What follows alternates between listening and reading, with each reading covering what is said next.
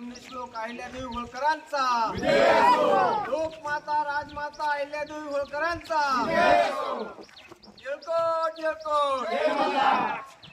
आज आपल्या धारासूर गावात मातेची जयंतीचा कार्यक्रमाचं विधिवत उद्घाटन झाले। दिवसभर कार्यक्रम आहेत, त्यामध्ये आज स्वच्छता मोहीम, चौकाचं नामकरण, रक्तदान शिबिर आणि शेवटी जाहीर कार्यक्रम। आज देशामध्ये सध्या आपल्या राजमातेची अहिल्यादेवीची 300वी जयंती देशभर साजरी होते। फक्त महाराष्ट्रात नव्हे, थोडीच नव्हे तर अगदी दिल्लीपासून खाली कन्याकुमारीपर्यंत आणि पूर्ण राज्यात शासकीय पातळीवर सुद्धा जयंती साजरी होत आहे। यामागचं कारण असं की मातेचं कामही तेवढं थोर आहे।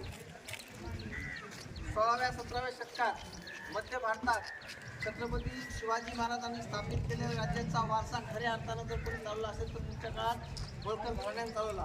आणि होळकर घराण्यामध्येही पुढच्या काळात मल्हारराव होळकर गेल्यानंतर अहिल्याबाईंनी ज्या पद्धतीने